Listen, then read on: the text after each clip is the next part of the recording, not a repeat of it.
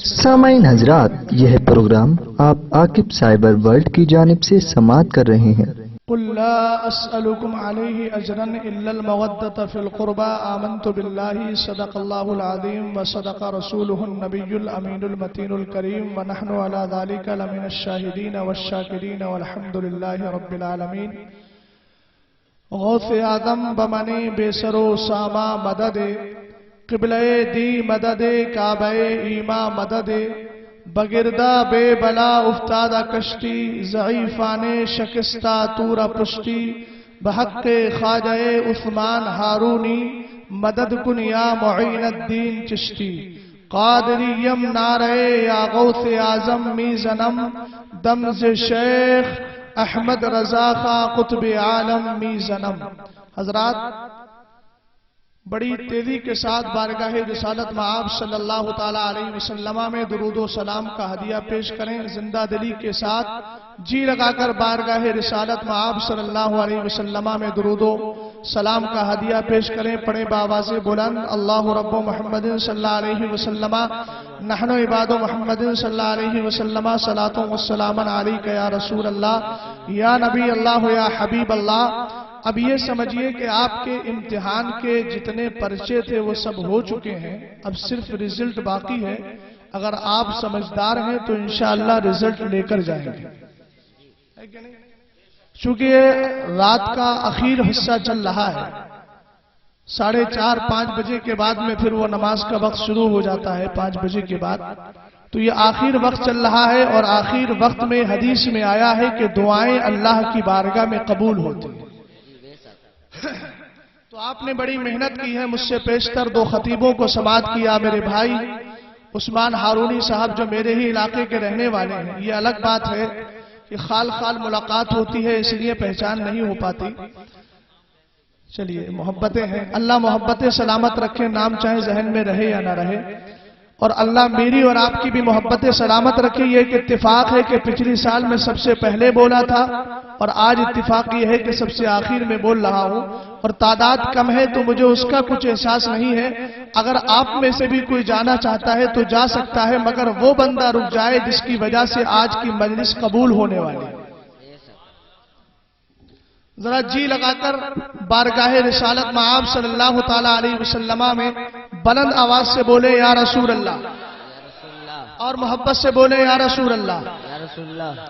لی خمسۃ ادفی بہا حر الوباء الحاتمہ، المصطفیٰ والمرتضیٰ وابناہما والفاطمہ۔ آج کی یہ مجلس پاک شہید اعظم کانفرنس کے نام سے معنون کی گئی ہے۔ سیدی سرکار امام حسین رضی اللہ تعالیٰ عنہ کی ذات سے کون واقف نہیں؟ اگر دیکھا جائے تو ایسا محسوس ہوتا ہے کہ رب قدیر نے محبوب پاک، نبی پاک کے گھر والے اور خود مصطفیٰ کی تعریف کے لیے ہم سب کو پیدا کیا۔ نام بھی اللہ نے بڑے پیارے رکھے ہیں۔ نام دیکھے تو پہلا نام ہے محمد، دوسرا نام ہے علی، تیسرا نام ہے فاطمہ، چوتھا نام ہے حسن، 5واں نام ہے حسین۔ ایک دن حضرت ام سلمہ رضی اللہ تعالیٰ عنہ فرماتی ہیں، میرے گھر میں آقا تشریف لائے، رسول پاک نے کہا ام سلمہ دروازہ بند کر دیا جائے، اب کوئی انٹری نہیں کرے گا، اب کسی کو آنے کی اجازت نہیں ہوگی۔ رسول پاک نے فرمایا لا تاذن لأحد، اب کسی کو اجازت مت دینا، کسی کو اندر آنے کی اجازت نہیں ہے۔ حضرت ام سلمہ فرماتی ہے، اتنے میں میں نے دیکھا حضرت فاطمہ تشریف لے آئی۔ ام سلمہ کے لیے امتحان کی گھڑی آ گئی، سوچنے لگی ایک طرف تو مصطفیٰ نے منع کیا ہے اور دوسری طرف یہ فاطمہ الزہرا آئی ہے جس فاطمہ کے بارے میں آقا نے فرمایا بدنی بروحی بجسدی، میری فاطمہ صرف میری روحی نہیں، میرے جسم کا ٹکڑا نہیں، بلکہ فاطمہ میری روح بھی ہے، میرا جسم بھی ہے۔ حضرت ام سلمہ فرماتی ہے اب میں سوچنے لگی کہ فاطمہ کو منع کروں تو کیسے کروں؟ ایک طرف نبی کا حکم ہے کسی کو آنے کی اجازت نہیں، اور دوسری طرف حضرت فاطمہ کا رخ زیبا ہے، مگر آپ نے سوچا اور سوچنے کے بعد حضرت فاطمہ کو اندر آنے کی اجازت دے دی۔ فاطمہ اندر چلی گئی، اس کے بعد اتنے میں دیکھتی ہے حضرت امام حسن آ گئے، امام حسین آ گئے، سوچنے لگی اب کیسے منع کروں، اندر تو حضرت فاطمہ بھی ہے جو حسن کی ماں ہے، حسین کی ماں ہے، اور اندر مصطفیٰ ہے جو حسن و حسین کے نانا ہے، رسول پاک علیہ السلام کی بیوی ہے حضرت ام سلمہ۔ آپ نے کہا نہ میں نے فاطمہ کو منع کیا، نہ میں نے حسن کو منع کیا، نہ میں نے حسین کو منع کیا، کیونکہ میں نے سوچ لیا تھا رسول پاک نے منع کیا ہے تو سارے زمانے کے لیے اجازت رہی ہے، نو انٹری اگر ہے، اور منع جو کیا گیا ہے وہ سب کے لیے منع کیا گیا ہے، مگر فاطمہ کے لیے منع نہیں کیا گیا، حسن و حسین کے لیے منع نہیں کیا گیا۔ دوسری روایت میں آیا ہے مصطفیٰ نے علی کو بلایا اور بلانے کے بعد آپ نے ردائے تطہیر کو لیا، مبارک چادر کو لیا، چادر کو آپ نے اڑا دیا، اپنے سر پر بھی رکھا، علی اور فاطمہ کے سر پر رکھا، حسن و حسین کے سر پر رکھا، اور رکھنے کے بعد مصطفیٰ کی زبان سے اب یہ جملے نکل رہے ہیں اللہم ہؤلاء اہل بیتی اذھب عنہم الرجس وطہرہم تطہیرا۔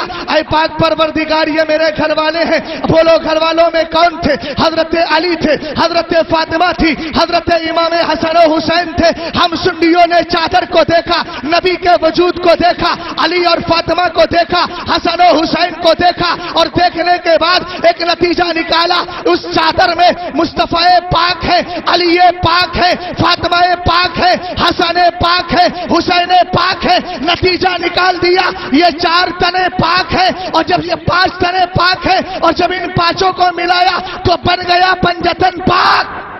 سبحان اللہ سبحان اللہ۔ میرا حسن و حسین کتنا قیمتی ہے۔ اب میں بھی ایک دم 120 کی سپیڈ سے چل رہا ہوں، بس توجہ کیجئے گا اور دیکھیے حسن و حسین کتنا پیارا ہے، کتنا پیارا ہے۔ ہم دنیا میں رہتے ہیں، دنیا کے نظام سے واقف ہیں۔ آپ کسی بچے کا ایڈمیشن کراتے ہیں کسی نرسری میں، اس سے آگے چلتا ہے، بچہ پڑھتا ہے، پہلے کلاس میں دوسرے کلاس میں آتا ہے۔ اب یہ بتائیے جب بچہ پڑھتا ہے، آج آپ نے ایڈمیشن کرایا، دوسرے دن ایگزام ہوتا ہے؟ دوسرے دن ایگزام کیوں؟ اس لیے کہ ہر اسکول کا ایک نظام ہے، ایک اصول اور ضابطہ ہے کہ 6 مہینے پڑھایا جاتا ہے، یا انہوں نے سیمسٹر رکھ دیے ہیں، 3 مہینے پر ایگزام ہوتا ہے، نصاب پورا کرا دیا جاتا ہے، سلیبس کمپلیٹ ہو جاتا ہے، اس کے بعد ایگزام ہوتا ہے۔ آپ نے کبھی غور کیا ہے ہم دنیا میں کیوں آئے ہیں؟ مصطفیٰ کو دنیا میں کیوں بھیجا گیا؟ قرآن کو دنیا میں کیوں اتارا گیا؟ قسم خدا کی ہم بھی دنیا میں آئے ہیں تو دنیا میں ہمارا امتحان ہو رہا ہے، دنیا میں اللہ رب العزت نے گویا ہمارا ایڈمیشن کرا دیا ہے۔ مصطفیٰ جان رحمت قرآن کو لے کر آئے، قرآن ہمارا سلیبس ہے اور پڑھانے والے ٹیچر مصطفیٰ جان رحمت ہے۔ اب جب آپ یہاں سے جائیں گے میدان محشر میں پہنچیں گے، رب قدیر فرمائے گا میں نے اپنے محبوب کو معلم الانسانیہ بنا کر بھیجا تھا، میں نے مصطفیٰ کو ٹیچر بنا کر بھیجا تھا، اور تمہارے سلیبس میں قرآن کو رکھا گیا تھا۔ اب بولو تم نے کتنا پڑھا ہے؟ بولو تمہارا امتحان ہونے والا ہے، اب اس امتحان میں کتنے کامیاب ہوئے اور کتنے ناکام ہوئے یہ فیصلہ کل قیامت میں ہونے والا ہے۔ رسول پاک فرماتے ہیں جب سارے اولین و آخرین کو جمع کیا جائے گا، اچھے اعمال کرنے والوں کے دائیں ہاتھ میں ان کا ایگزام کا رزلٹ دے دیا جائے گا، اور برے اعمال کرنے والوں کو ان کے بائیں ہاتھ میں رزلٹ دے دیا جائے گا۔ رسول پاک فرماتے ہیں اس کے بعد میں جنتی جنت میں جانے کو تیار ہوں گے، جہنمی جہنم میں جانے کو تیار ہوں گے۔ رب فرمائے گا اے فرشتوں ان جانے والوں کو روکو۔ فرشتے کہیں گے مولا سارا امتحان تو ہو گیا، نامہ عمل دائیں بائیں ہاتھ میں دے دیے گئے، اب روکنے کا حکم کیوں؟ توجہ، اب روکنے کا حکم کیوں دیا جا رہا ہے مولا؟ یہ سارا امتحان ہو گیا، اب یہ جہنمی جہنم میں جائیں گے، جنتی جنت میں جائیں گے، لیکن تو روک کیوں رہا ہے؟ رب فرمائے گا روکا اس لیے جا رہا ہے اب ان سے ایک امتحان، ابھی ایک سوال باقی ہے۔ مولا ان سے نمازوں کے بارے میں پوچھ لیا گیا، عبادتوں کے بارے میں پوچھ لیا گیا، ریاضتوں کے بارے میں پوچھ لیا گیا، کوئی کامیاب ہوا کوئی ناکام ہوا، آخر اب کون سا سوال ہے؟ رب فرمائے گا ان سے ایک اہم سوال سوال باقی ہے. اللہ کے رسول علیہ السلام کے صحابہ نے دنیا میں نبی سے پوچھا آقا یہ بتائیے کون سا اہم سوال باقی رہ جائے گا. رسول پاک فرماتے ہیں اللہ کے رسول علیہ السلام کے الفاظ سننا. آپ نے فرمایا یسألون عن ولایت اہل بیت. رسول پاک نے ارشاد فرمایا لوگوں جب جنتی جنت میں جانے کے لیے تیار, جہنمی جہنم میں جانے کے لیے تیار, رب کی بارگاہ میں آخری سوال یہ ہوگا, رب فرمائے گا بولو تم نے علی سے محبت کی ہے کہ نہیں, حسن سے محبت کی ہے کہ نہیں, فاطمہ سے محبت کی ہے کہ نہیں, حسن و حسین سے محبت کی ہے کہ نہیں. جو محبت کرنے والا ہوگا اگر جہنمی بن بھی چکا ہوگا رب فرمائے گا اس کے دل میں اہل بیت کی محبت تھی لہذا جہنمی اگرچہ بن گیا مگر اب جہنم میں نہ لے کے جاؤ, اس کو جنتی بنا. حسن و حسین کا معاملہ دنیاوی معاملہ نہیں تھا. ہمارے بچوں کے نام یا تو امام رکھتا ہے یا ہمارے باپ دادا. معلوم ہے حضرت امام حسن جب پیدا ہوئے تو ان کا نام کیا رکھا گیا تھا؟ حضرت حمزہ. کیا نام رکھا گیا تھا؟ حمزہ. حمزہ کس کا نام تھا؟ رسول پاک کے چچا علی کے چچا جو جنگ احد میں شہید کیے گئے, جن کا کلیجہ چبا لیا گیا. تو حضرت علی نے سوچا میں اپنے چچا کے نام سے اپنے بیٹے کا نام حمزہ رکھ دوں. حمزہ نام رکھ دیا. امام حسن جب پیدا ہوئے تو ان کا نام رکھا گیا جعفر. جعفر حضرت علی کے بھائی تھے اور وہ چچا تھے. تو پہلے بیٹے کا نام چچا کے نام سے, دوسرے کا نام بھائی کے نام سے رکھا. اب دیکھو امام حسن و حسین کا معاملہ دنیاوی معاملہ نہیں تھا بلکہ وہ تو پیدا ہونے سے پہلے ہی ان کا سارا معاملہ آسمانی ہو گیا تھا. رسول پاک نے حضرت علی کو بلایا اور بلانے کے بعد فرمایا امرت ان اغیر اسم ہذین, اے میرے علی سنو سنو, تم نے حسن کا نام حمزہ رکھا ہے, حسین کا نام جعفر رکھا ہے. سنو سنو, مجھے اللہ رب العزت کی بارگاہ سے حکم ملا ہے کہ میں حسن کا نام میں حمزہ کا نام بھی چینج کر دوں اور ساتھ ہی جو حسین کا نام تم نے رکھا ہے کیا جعفر, میں جعفر کو بھی چینج کروں, حمزہ کو بھی چینج کروں. حضرت علی نے کہا آقا یہ آپ کے بیٹے ہیں, آپ چاہیں تو نام بدل دیں, آپ چاہیں تو اسی نام کو برقرار رکھیں. رسول پاک نے فرمایا نہیں, رب کا حکم ملا ہے کہ ان کا نام چینج کر دیا جائے. آپ نے پہلے والے کا نام حمزہ ہٹا کر امام حسن رکھا اور دوسرے کا نام حسین رکھا. اب ایک سوال کرتا ہوں میں, ذرا یہ بتائیے کہ حسن و حسین جو نام دیا گیا تھا مصطفیٰ جان رحمت کے ان نواسوں کو یہ نام پہلے بھی کسی کا تھا کہ نہیں؟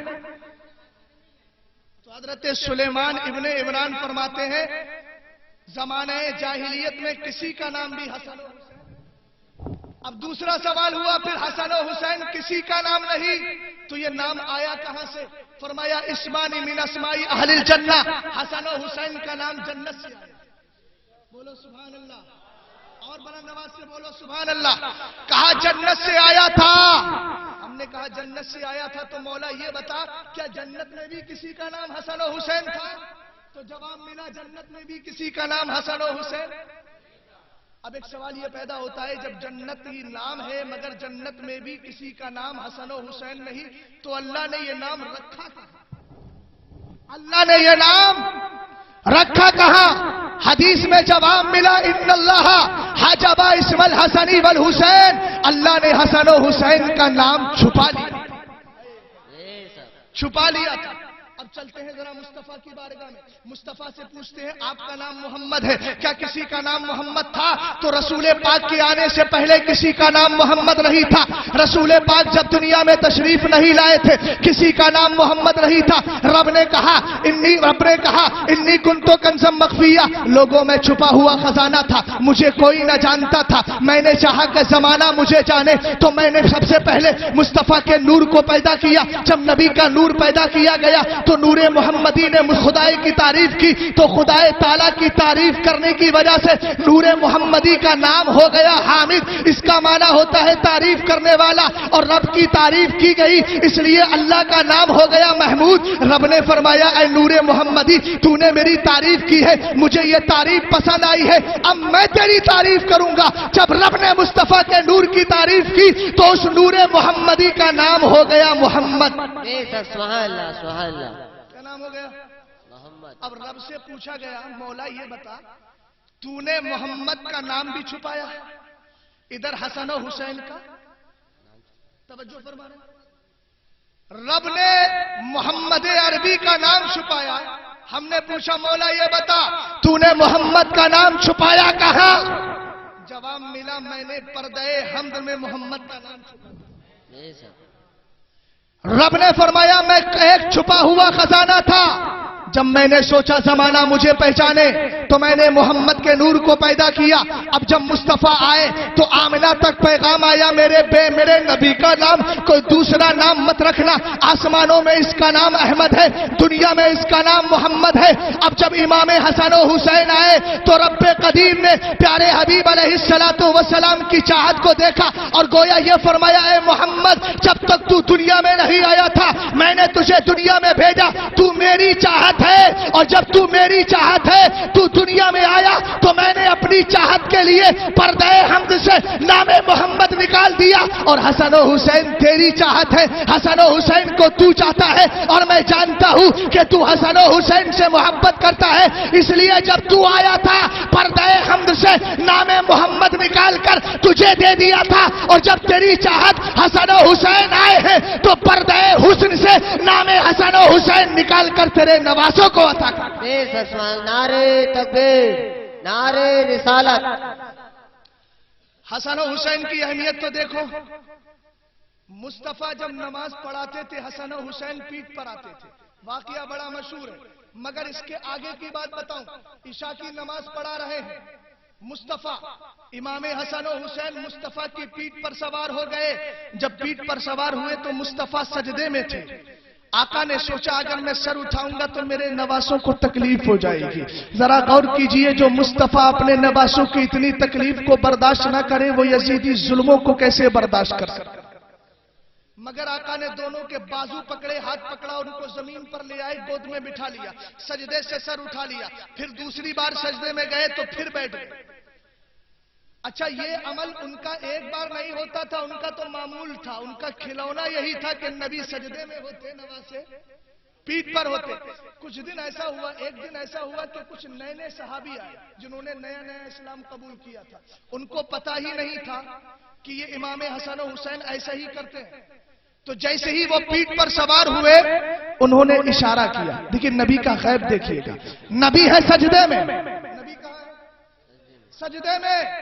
مصطفیٰ جان رحمت سجدے میں ہے. حسن و حسین نے چڑھنا چاہا نبی کی پیٹھ پر. جو نئے نئے صحابی آئے تھے جن کو پتا نہیں تھا کہ مصطفیٰ کی پیٹھ پر حسن و حسین سوار ہوتے ہیں انہوں نے اشارہ کیا اور اشارے سے منع کرنا چاہا. رسول پاک کے دونوں لاڈلے نہ چڑھے. آخر نماز مکمل ہو گئی. پیارے آقا علیہ السلام جب نماز سے فارغ ہوئے صحابہ کی طرف رخ کیا اور آپ نے فرمایا دعوہما بأبی و امی. کہا ارے میرے حسن و حسین میری پیٹھ پر سوار ہو رہے تھے، کس نے ان کو منع کیا ہے؟ آقا نے فرمایا لوگوں خبردار ہو جاؤ، آج محمد کی زبان سے یہ فرمان سن لو. آقا فرماتے ہیں سنو سنو، اگر میرے حسن و حسین میری پیٹھ پر سوار ہوتے ہیں تو انہیں سوار ہونے دیا کرو، ان کو روکنے کی ضرورت نہیں ہے. اور اگر آگے جملہ بتا دوں بے ابی و امی. اچھا ایک بات بتائیے، اگر میں آپ سے کہوں کہ آپ کے ماں باپ نبی پر قربان تو آپ کیا بولیں گے؟ کیا بولیں گے؟ یقیناً ہمارے ماں باپ. صدیق سے پوچھو، صدیق کہتے تھے آقا بے ابی و امی میرے ماں باپ آپ پر قربان ہو جائیں.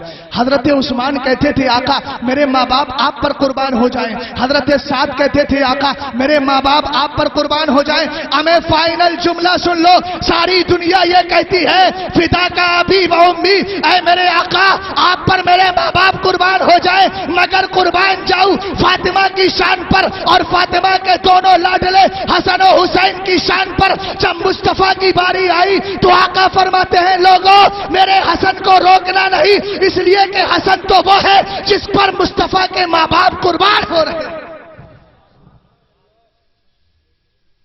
رسول پاک علیہ السلام کے گھر سے اگر کوئی جڑ جاتا ہے تو وہ غلام نہیں رہتا ہے، آقا رہتا ہے. حضرت مالک ابن دینار فرماتے ہیں، کون نام بولیے؟ مالک ابن دینار. ایسی روایت ہو سکتا ہے آپ نے اس سے پیشتر نہ سنی ہو. مالک ابن دینار فرماتے ہیں زیادہ وقت نہیں لوں گا آپ کا، چونکہ مجھے معلوم ہے آج दिन भर इंसान बेचारा बैंक में खड़े होकर लाइन लगा रहा है, हालात बड़े खराब हैं, लेकिन आखिर में आपको एक पैगाम भी देकर के जाऊंगा और वो पैगाम लेकर के जाइएगा और जहन में बिठा लीजिएगा। आज हालात कितने खराब हैं ये भी मैं आपको बता दूं। हजरत इमाम हसन और हुसैन ने इस्लामी कानून की खिलाफ वर्जी जब मैदान करबला में हुई थी तो जुल्म के खिलाफ आवाज हुसैन ने उठाई थी। इसीलिए हिंदुस्तान का बहुत बुद्धिमान कहिए या महान कहिए, जिसको जमाना गांधी के नाम से याद करता है, उन्होंने कहा था लोगों मैदान करबला में इमाम हुसैन ने जुल्म के खिलाफ आवाज उठाई थी। अब आखिर वक्त तक दुनिया के विनाश होने तक जितनी भी आवाजें जुल्म के खिलाफ उठेंगी सबका सेहरा इमाम हुसैन के सर बन जाएगा। हजरत मालिक इब्ने दीनार फरमाते हैं, एक दिन हम खाने काबा का हज करने के लिए जा रहे थे।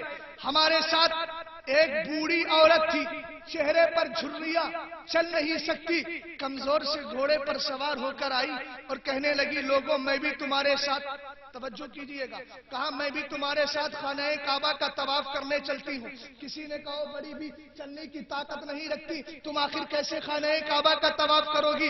कहा नहीं मुझे जाना है। थोड़ी देर में सफर शुरू हो गया है, काफिला आगे बढ़ा, मगर वो औरत इतनी सकत और ताकत न रखती थी कि आगे चल सके। थोड़ी देर घोड़ा चला और चलने के बाद घोड़ा गिर जाता है, बड़ी भी जमीन पर आ जाती है। अब दुआ का अंदाज देखिएगा, दुआ करती है मौला अगर ये काम तेरे अलावा किसी दूसरे ने किया होता शिकायत किससे करूं?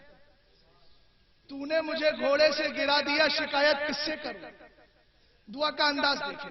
कहा मौला अगर ये काम कोई दूसरा करता शिकायत तुझसे करती, अब तूने मेरा घोड़ा भी गिरा दिया, मुझे भी जमीन पर गिरा दिया, शिकायत किससे करूं? अभी ये जुमले जबान से निकलना थे, तारीख गवाह है। इतनी देर में हजरत मालिक इब्ने दीनार फरमाते हैं मैंने भी देखा, मेरे काफिले वालों ने भी देखा कि एक आदमी घोड़े की नकेल, एक आदमी ऊंट की नकेल और रास पकड़े चला आता है और आने के बाद कहता है ए बुढ़िया इस ऊंट पर सवार हो जाओ, ए बुढ़िया इस ऊंट पर सवार हो जाओ। वो ऊंट पर सवार हो गई। हमें ताज्जुब तो उस वक्त हुआ कि 1 मिनट नहीं लगा, बुढ़िया भी गायब हो गई, ऊंट भी गायब हो गया, ऊंट वाला भी गायब।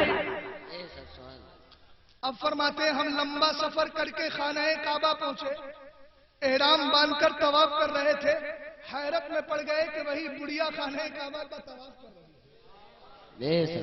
अब लोगों ने क्या किया, पकड़ लिया और पकड़ने के बाद कहा बड़ी भी ये तो बताइए बड़ी अजमतों वाली हो, एक जुमला बोला था खुदा की बारगाह में, अगर ये काम किसी दूसरे ने किया होता शिकायत तुझसे करती, मगर तूने गिरा दिया तो शिकायत किससे करूं?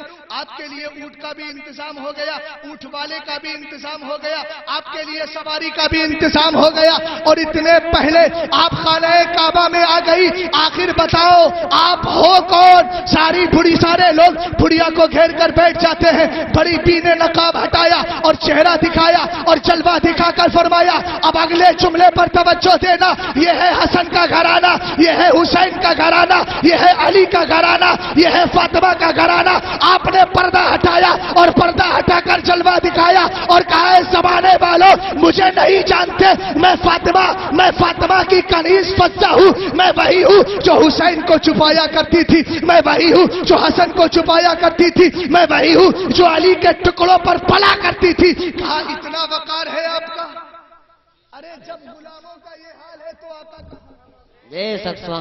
जब कनीज का ये आलम है तो फातिमा की शान क्या होगी? अब लोगों ने पकड़ लिया, पकड़ने के बाद बिठा लिया और बिठा करके कहा अब जाने नहीं देंगे, जरा फातिमा का किस्सा सुना दो। क्या कहा? फातिमा का किस्सा सुना दो। हजरत फातिमा का नाम आते ही फतना की आंखों में आंसू जारी हो गए, रोने लगी। कहा फातिमा का वाकया ना मालूम कीजिए, हमें फातिमा का ये हाल हो गया था जब मुस्तफा दुनिया से चले गए।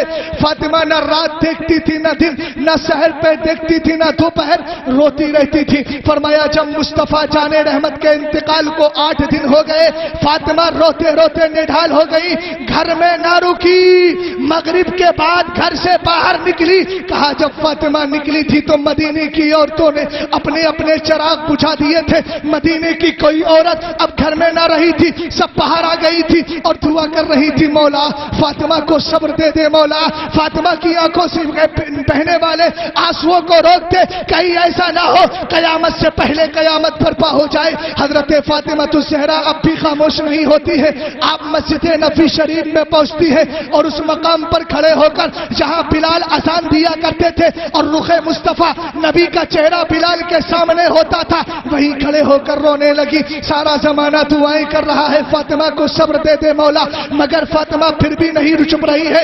اتنے میں نظر پڑی اپنے بابا جان کی قبر پر، باپ تھوڑی تھوڑی قبر کے قریب گئی اور وہاں جا کر کے آپ روتے روتے بے ہوش ہو گئی۔ حضرت علی کو پتا چلا، کہا حضرت علی آئے، ہاتھوں میں اٹھایا، گھر لے گئے اور گھر لے جانے کے بعد جب فاطمہ ہوش میں آئی تو کہا میری فاطمہ اگر رونا ہوا کرے تو میں نے یہ گھر کا حصہ آپ کے لیے فکس کر دیا ہے، یہاں بیٹھ کر رو لیا کرو، اس لیے کہ جب تم ہر جگہ روتی ہو تمہیں دیکھ کر امام حسن و حسین روتے ہیں اور ان کا رونا مجھے دیکھا نہیں جاتا، ان کا رونا مجھے دیکھا نہیں جاتا۔ حضرت فاطمہ روتی تھی، جب آپ کے رونے کو دیکھ کر حسن و حسین بے حد رویا کرتے تھے تو فضہ نام کی یہی کنیز فرماتی ہے حضرت فاطمہ مجھ سے کہتی تھی اے فضہ ان دونوں کو نانا جان کی قبر پر لے جاؤ۔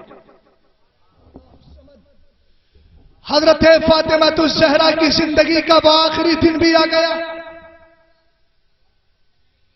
آپ نے خود ہی غسل کر لیا ہے، خود ہی کفن پہن لیا ہے، علی کو بلایا ہے، علی قریب آ جاؤ اور اب مجھے غسل دینے کی ضرورت نہیں ہے، مجھے کفن پہنانے کی ضرورت نہیں ہے، اب میرا سارا انتظام ہو گیا ہے۔ پھر حضرت فاطمہ نے حسن و حسین کو سینے سے لگایا ہے، جیسے حسن و حسین کو سینے سے لگایا فاطمہ کو رونا آیا، جب فاطمہ روئی تو امام حسن و حسین بھی رونے لگے اور اتنا رونے لگے کہ رب کو یہ گوارا نہ ہوا، حسن و حسین روئے، رب نے آسمان سے فرشتے کو بھیجا اور کہا جاؤ میرے علی سے کہنا ان حسن و حسین کو خاموش کر لو، اس لیے کہ اب حسن و حسین کے رونے کی وجہ سے آسمان کے فرشتے بھی رونے لگے۔ آخر حضرت فاطمہ کا انتقال ہو جاتا ہے، انا للہ و انا الیہ راجعون۔ حضرت امام حسن و حسین کے لیے تقدیر الہی غالب آتی ہے۔ محرم الحرام کی 10ویں تاریخ جس کو ہم شب عاشور کہتے ہیں، رات کی 10 تاریخ کی رات آ گئی، آپ تنہائی میں بیٹھ کر قرآن کی تلاوت کر رہے ہیں، قرآن پڑھ رہے ہیں۔ حضرت زینب رضی اللہ تعالیٰ عنہ جو امام حسن کی بہن تھی، امام حسین کی بہن تھی، انہوں نے سوچا دیکھو تو صحیح میرے بھیا حسین کر کیا رہے ہیں۔ جب قریب پہنچی تو کیا دیکھا حسین اکیلے ہیں، قرآن کی تلاوت کر رہے ہیں۔ دوڑی گئی عباس علمبردار کے پاس اور کہا ایسا کرو بھیا اکیلے ہیں، ان کو شہادت کا پتہ ہے کل میں شہید ہو جاؤں گا، بھیا اکیلے بیٹھے ہیں ان کے پاس چلی جاؤ۔ حضرت عباس کے قریب پہنچی تو کیا دیکھتی ہے، عباس بیچ میں بیٹھے ہیں اور نبی کے خاندان کے جتنے جوان ہیں وہ چاروں طرف بیٹھے ہیں۔ حضرت عباس پوچھ رہے ہیں نوجوانوں یہ بتاؤ کل حسین کے لیے کیا کرو گے؟ سب کی زبان پر ایک ہی جملہ تھا، حسین کا قدم ہوگا ہماری لاشیں ہوں گی، حسین کا قدم ہوگا ہماری لاشیں ہوں گی۔ پھر دوڑی حبیب ابن مظاہر کے پاس پہنچی جو امام حسین کے ساتھ آئے تھے، ان کے قریب پہنچی تو وہاں کیا دیکھتی ہے کہ وہاں بھی بہت سے لوگ بیٹھے ہیں اور سب سے حبیب ابن مظاہر پوچھ رہے ہیں بولو کل حسین کے لیے کیا کرو گے؟ سب کی زبان پر یہی جملہ تھا، حسین کے لیے اپنی جانیں قربان کر دیں گے۔ امام حسین رضی اللہ تعالیٰ عنہ نے پھر سارے لوگوں کو بلایا اور سب سے کہا اے میرے جانثارو اب تم اپنے خاندان چلے جاؤ، تم میدان کربلا تک آ گئے ہو، مصطفیٰ کی بارگاہ میں تمہاری بے وفائی نہیں، تمہارے وفادار ہونے کی کل قیامت میں گواہی دے دوں گا۔ یزیدی میرے خون کے پیاسے ہیں لہذا مجھے چھوڑ دو، تم چلے جاؤ۔ سارے حسینیوں نے جواب دیا تھا حسین ہم اتنے بے وفا نہیں کہ آپ کو کربلا میں چھوڑ کر چلے جائیں۔ آخر سب شہید ہو گئے، عباس علمبردار بھی چلے گئے، ننھے علی اصغر بھی شہید ہو گئے۔ اس کے بعد امام حسین کی باری آئی۔ حسین تیاری کر رہے تھے، جب حسین گھوڑے پر سوار ہوتے ہیں بہن زینب نے آ کر پیر پکڑا، کہا بھیا ہمیں کن کے سہارے چھوڑ کر جا رہے ہو؟ ہم مدینے کس کے ساتھ جائیں گے؟ امام حسین رضی اللہ تعالیٰ عنہ نے صبر کی تلقین کی. اس کے بعد امام حضرت زینب نے دیکھا حسین ماننے والے نہیں، یہ میدان کربلا میں ضرور جائیں گے، تو کہا بھیا میری آخری خواہش پوری کر جاؤ، میرے پاس کوئی جوان اولاد نہیں ہے، یہ دو چھوٹے چھوٹے بچے ہیں، جانے سے پہلے ان کو جام شہادت پلا دیجئے. حضرت زینب رضی اللہ تعالیٰ عنہ کا کہا مانا، وہ دونوں شہید ہو گئے. پھر امام حسین رضی اللہ تعالیٰ عنہ دوبارہ تیاری کرتے ہیں، گھوڑے پر سوار ہوتے ہیں. جیسے آپ گھوڑے پر سوار ہوئے، گھوڑے کی راس کھینچی، گھوڑے چلنے کا نام ہی نہیں لیتا. جب گھوڑا رکتا تھا تو نیچے نظر مارتا تھا، امام حسین کی نظر نہیں پڑ رہی تھی. جب چند بار آپ نے گھوڑے کو ایسا کرتے ہوئے دیکھا تو نظر پڑی تو کیا دیکھتی ہے؟ گھوڑے کے پیر کو حضرت سکینہ چمٹی ہوئی اور ننھی آواز میں کہتی ہے گھوڑے تو میرے بابا جان کو لے کر مت جانا، تجھ سے پہلے جتنے گھوڑے میدان کربلا میں میرے چچا اور بھائی کو لے کر گئے ابھی کوئی واپس نہیں آیا. اے گھوڑے تو واپس نہیں آئے گا. میں ابا جان کی چھاتی پر رات کو لیٹتی ہوں تب مجھے نیند آتی ہے. اگر حسین چلے گئے تو میں بابا جان کے بغیر سوؤں گی کیسے؟ بابا جان کے بغیر مجھے نیند کیسے آئے گی؟ امام حسین نے گھوڑے سے نیچے اترے اور اترنے کے بعد حضرت زینب حضرت سکینہ کو سینے سے لگایا، بہن زینب کے حوالے کیا اور حوالے کرنے کے بعد فرمایا سنو میری بہن زینب، میری سکینہ کو کبھی اپنے سے جدا مت ہونے دینا، اس کی آنکھوں میں کبھی آنسو مت آنے دینا. حضرت سکینہ کے لیے وصیت کر کر چلے گئے. امام حسین شہید ہو جاتے ہیں. لوگوں جب حسین شہید ہوئے تھے تو مصطفیٰ نے خدا کی بارگاہ سے آواز آ رہی تھی، اے حسین تو نے میری بندگی کا حق ادا کر دیا ہے. مصطفیٰ کی بارگاہ سے آواز آ رہی تھی، حسین تو نے میرے نواسے ہونے کا حق ادا کر دیا ہے. فاطمہ کی بارگاہ سے آواز آ رہی تھی، بیٹا تو نے میرے دودھ کا حق ادا کر دیا ہے. علی کی بارگاہ سے جواب آ رہا تھا، بیٹے تو نے میرے خون ہونے کا حق ادا کر دیا ہے. امام حسین رضی اللہ تعالیٰ عنہ شہید ہو جاتے ہیں. رات کا وقت ہوتا ہے، رات 11 کی شروع ہو گئی. لاشیں پڑے ہوئے، ادھر حسن کا لاشا، امام حسین کا لاشا، ادھر حضرت علی اکبر کا لاشا، ننھے علی اصغر کا لاشا. امام حسین کا لاشا تھوڑا دوری پر پڑا ہوا تھا. رات کے وقت میں حضرت زینب کو اپنے بھائی حسین کی وصیت یاد آئی. سوچنے لگی کہ اب میں بھیا کی وصیت کو یاد کر کے سکینہ کو تلاش کروں. حضرت سکینہ کو تلاش کرتی ہے، قریب پہنچتی ہے، کہتی ہے بیٹی سکینہ. خیموں میں جاتی ہے، آواز نہیں آتی. سوچا لاشوں کے قریب بیٹھی ہوگی. جب لاشوں کے قریب پہنچی تو کہا بیٹی سکینہ نہ علی اکبر کے قریب ہے، نہ علی اصغر کے قریب ہے، نہ عباس کے لاشے کے قریب ہے. دوری پر امام حسین کا لاشا پڑا ہوا تھا. رات کے اندھیرے میں ایسا لگا جیسے حسین کے جسم پر کوئی ڈھیر لگا ہے. قریب پہنچی تو کیا دیکھتی ہے؟ حضرت سکینہ امام حسین کے سینے پر لیٹی اور رو رو کر اپنے منہ کو حسین کے منہ کے قریب کر لیا ہے اور رو کر کہہ رہی ہے بابا جان اب مجھے سلانے نہیں آؤ گے، بابا مجھے لٹانے نہیں آؤ گے، ابا جان اب میں کس کے سہارے سوؤں گی، رات کو مجھے کون سلائے گا؟ حضرت سکینہ کو قریب لیا، آپ نے سینے سے لگایا، صبر کی تلقین کی. امام حسین رضی اللہ تعالیٰ عنہ کا یہ قافلہ اب یزید کی طرف جا رہا ہے.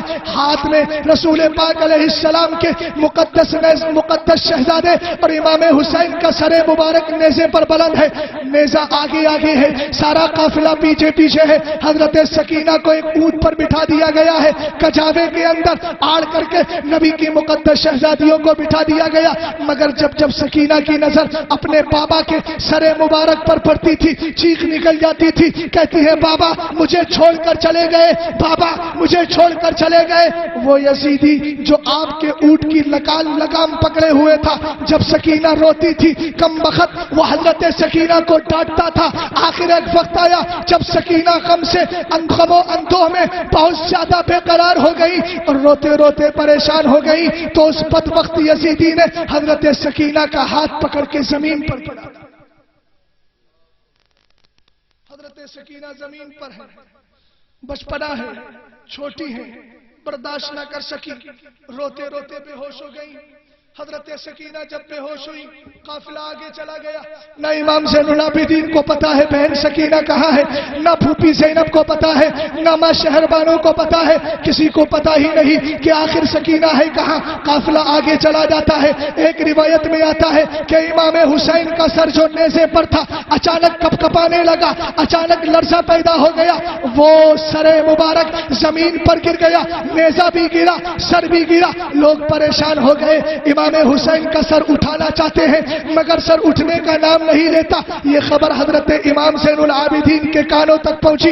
آپ نے اپنی پھوپھی زینب سے کہا, اے پھوپھی جان ذرا لوگوں کو شمار تو کرو, ذرا اپنے قافلے والوں کو شمار کرو. اب سب کو شمار کرتی چلی جاتی ہے. حضرت زینب کچاووں میں جا کر پوچھتی ہے شہر والوں, آواز آتی ہے لبیک. جن جن کا نام لیتی ہے سب پر آواز آتی ہے لبیک, مگر جب سکینہ بولتی ہے تو آواز نہیں آتی.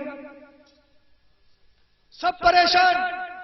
روایت میں آیا ہے حضرت زینب اتنی پریشان ہو گئی تھی, گھبرا گئی تھی, آپ فوراً کجاوے سے نیچے آ کر چھلانگ لگا دی, جنگل میں دوڑ پڑی. آواز تھی بیٹی سکینہ کہاں ہو, بیٹی سکینہ کہاں ہو, مگر سکینہ آواز نہیں دیتی, سکینہ آواز نہیں سنتی, دوڑی چلی جا رہی ہے. جب کافی دوری پر پہنچی تو حضرت زینب رضی اللہ تعالیٰ عنہ نے کیا دیکھا کہ ایک عورت ہے. وہ عورت حضرت سکینہ کو گود میں لیے بیٹھی ہوئی ہے, گود میں لیے بیٹھی ہے. یہ قریب پہنچی, سلام کیا اور سلام کرنے کے بعد کہتی ہے, اے خاتون بڑی مبارک ہو تم نے امام حسین کی یتیم بچی کو اس جنگل میں آ کر اپنی گود میں بٹھا لیا ہے.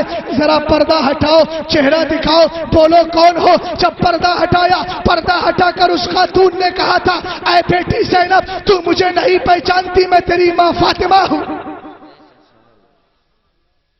امی جان تم کیوں آ گئی؟ کہا تم میری سکینہ کو چھوڑ کر چلے گئے, سارا قافلہ چلا گیا. جب میری سکینہ یہاں جنگل میں رو رہی تھی, میں مدینے میں اپنی قبر میں تھی, مجھ سے رہا نہ گیا, مدینے کو چھوڑا اور میں یہاں آ گئی ہوں.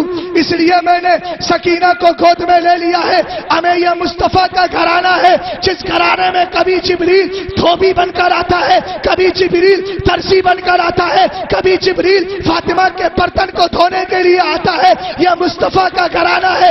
اس لیے شاعر کہتا ہے, اے زمانے والوں مجھے پریشانیوں میں پریشان ہونے کی ضرورت رہی ہے, اس لیے کہ اللہ نے مجھے پنجتن پاک کا دامن دے دیا ہے, جس کا نام لے لوں گا پریشانیاں ٹل جائیں. اور آج بھی یزیدی فتنے اٹھ رہے ہیں. 3 طلاق کا مسئلہ دیکھ لیجئے, دھرم پریورتن کی بات دیکھ لیجئے. تلیا پور کے سنی مسلمانوں ذرا یہ بتاؤ, ہستاکچر کی مہم چلی تھی, 3 طلاق کے مسئلے پر رائے مانگی جا رہی تھی. کتنے لوگوں نے فارم بھرے اس کے؟ ارے بھرا کسی نے فارم؟ کسی نے فارم نہیں بھرا. کبھی کسی نے سوچا کہ آخر کیا جائے؟ کسی تنظیم سے مل کر کے ہم پوچھیں یہ ہستاکچر مہم کیا ہے؟ کبھی 3 طلاق کے مسئلے پر آپ نے کسی عالم کو بٹھا کر پوچھا یہ 3 طلاق کا مسئلہ کیا ہے؟ ہمارا ایمان یہی ہے. ہمیں ذرا غور تو کرو, حسین کی لڑائی اصولوں کے خلاف. یزید نے کوئی ویسا کفر تھوڑی کیا تھا, یزید کوئی پوجا تھوڑی کرتا تھا. یزید نے 3 اصولوں میں تبدیلی کی تھی.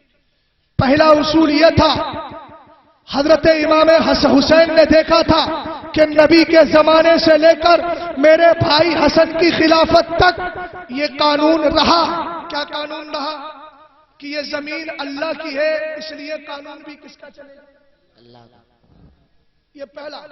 اور دوسرا یہ تھا کہ مجلس شورا, جس کو آپ اپنی زبان میں کیبینٹ یا کابینہ بولتے ہیں, کیا بولتے ہیں؟ کیبینٹ یا کابینہ.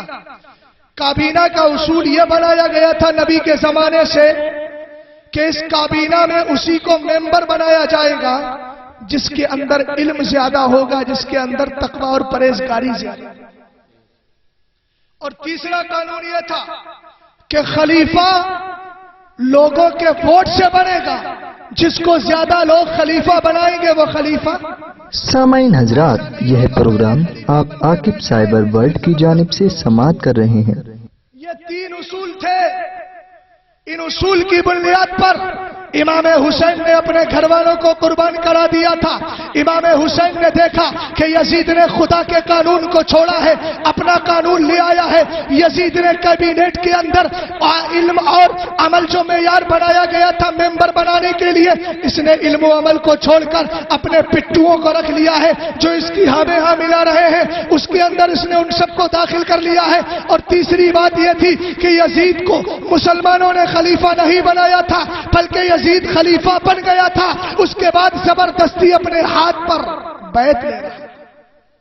امام حسین سے یہی تو کہا تھا جب ننھے علی اصغر کو لے کر پہنچے تھے حسین, تو اس نے ایک جملہ بولا تھا. کس نے؟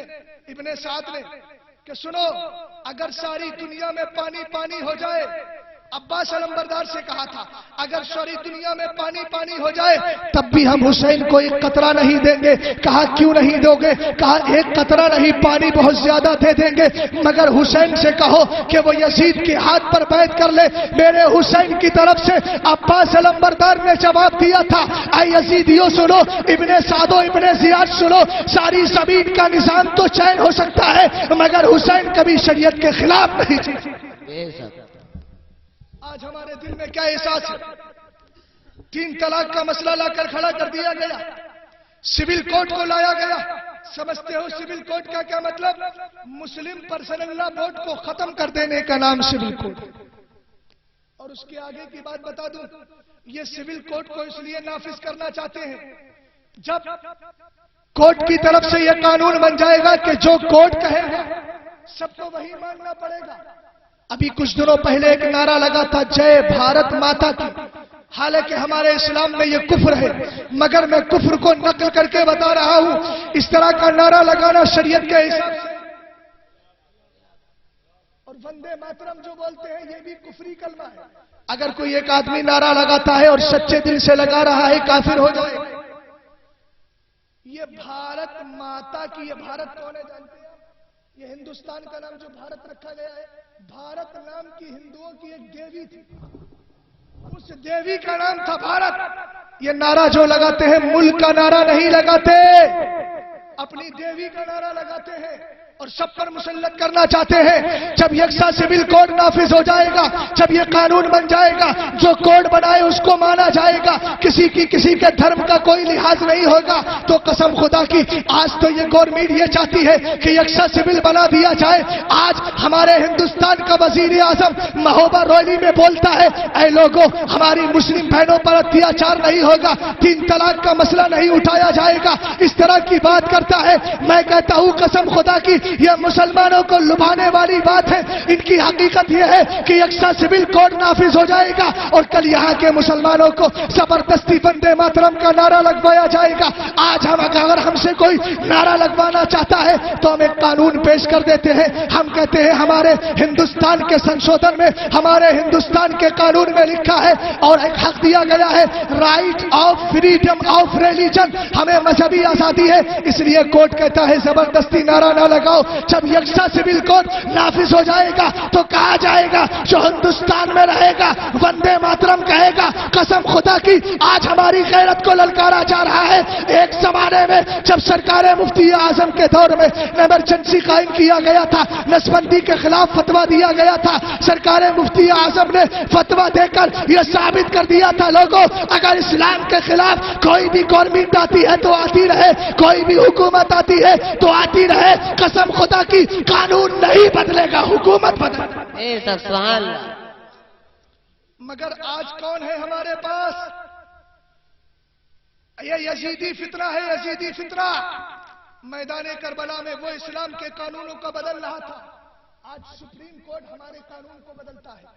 ابھی کچھ دنوں پہلے ہلدوانی کی سرزمین پر پورے اتراکھنڈ کی طرف سے اسٹیٹ لیول کی پریس کانفرنس ہوئی. آپ کی دعاؤں سے مجھے بلایا گیا. ہم صرف 4 لوگ جواب دینے والے تھے, وہ 13 صحافی تھے, 13 رپورٹر تھے. پہلے تقریر ہوئی, اس کے بعد میں انہوں نے مجھ سے سوال کیا, بولیے 3 طلاق. میں نے کہا کیا سمجھتے ہو تم 3 طلاق سے؟ تم اس کو اسلام کا آرڈر سمجھتے ہو یا اسلام کی انومتی؟ بولے کیا مطلب؟ میں نے کہا سنو، شریعت کا قانون، اگر کوئی آدمی ایک بار یہ کہہ دے میں نے تجھے 3 طلاقیں دی، حدیث و قرآن سے ثابت ہے عورت کو 3 طلاقیں بولو بولو بولو بولو پڑ جاتی ہے. یہ ہے مسئلہ 3 طلاق کا. میں نے کہا سنو، اسلام کا قانون یہ نہیں ہے. آپ نے شاید یہ سمجھ رکھا ہے اگر کوئی اپنی بیوی کو اپنے سے الگ کرنا چاہے تو اسلام نے یہی طریقہ دیا ہے کہ یہ کہے گا تب طلاق پڑے گی. میں نے کہا سنو، اسلام نے اپنا حکم بتا دیا ہے، اگر کوئی ایسا کر لے تو یہ حکم لگ جائے گا. ورنہ اگر اسلام کا اسٹیپ سمجھنا چاہتے ہو، اسلام کا آرڈر سمجھنا چاہتے ہو تو سنو، اسلام کہتا ہے بیویوں کو طلاق مت دو. میں نے کہا ہمارے اسلام کا قانون کیا ہے؟ بیویوں کا طلاق. اور میں نے کہا یہ میرے ہی مذہب والوں میں نہیں ہے، آپ کے دھرم میں کیا مس انڈرسٹینڈنگ نہیں ہوتی کہ آپس میں جھگڑا نہیں ہوتا؟ ڈیورس کے پیپر آپ کے نہیں ہوتے ہیں، طلاق کے پیپر آپ کے نہیں ہوتے ہیں؟ کہنے لگا ہوتے ہیں. تو میں نے کہا اگر ہمارے یہاں ہو رہے ہیں تو آپ کو حیرت کس چیز کی؟ آپ کے یہاں بھی ہوتا ہے؟ بولے ہاں ہوتا ہے. میں نے کہا جب ہوتا ہے، اگر کوئی ایسا کر لے تو شریعت نے بتایا 3 طلاقیں پڑ جائیں گی، مگر شریعت نے یہ نہیں کہا ہے کہ اس طرح اپنی بیویوں کو طلاق دو. شریعت تو یہ کہتی ہے طلاق مت دو، اور اگر ضرورت پڑے تو صرف 1 طلاق. میں نے کہا تم نے اسلام کے طلاق دینے کا جو پہلا اسٹیپ، دوسرا اسٹیپ، پہلا طریقہ، دوسرا طریقہ سب بھلا دیا، اور میڈیا والوں تم 3 طلاق کے مسئلے کو اچھال رہے ہو. میں نے کہا میں تمہیں دعوت دیتا ہوں میرے اسلام کے قانون کو پڑھو. جب پڑھو گے تو سچائی کھل کر سامنے. اس کے بعد میں نے کہا مجھے لگتا ہے سپریم کورٹ کے جتنے جج ہیں وہ سب کا میتھ بڑا کمزور ہے. کیونکہ نریندر مودی نے یہ بات بولی تھی نا محبوبہ ریلی میں کہ یہ مسئلہ سمجھ میں نہیں آتا. ایک مسلمان بھائی اپنی بیوی اور اپنی پتنی سے کہتے فون پر میں نے تجھے 3 طلاق دی تو 3 طلاق پڑ جاتی ہے. میں نے کہا کس چیز کا خلجان ہے ہندوستان کے وزیر اعظم کو اس بات کا کہ اس سینٹنس سے 3 طلاقیں کیسے پڑ رہی ہیں؟ میں نے کہا یہ اس کو کہنے کا حق ہوتا ہے جس کے دھرم میں اس طرح کی باتیں نہ ہو. میں نے کہا تمہارے دھرم میں بولا جاتا ہے ہاردک شبھ کامنائیں. کیا بولا جاتا ہے؟ ایک بار بولتا ہے 1000 بار بولتا ہے. ارے ایک بار بولتا ہے مطلب کیا ہوتا ہے؟ ہزاروں مبارک بادیاں. کتنا؟ اور میں نے کہا دوسرا سینٹنس آپ کے یہاں بولا جاتا ہے جھک جھک جیو. اس کا مطلب ہوتا ہے 7 جنموں تک تم جیتے رہو.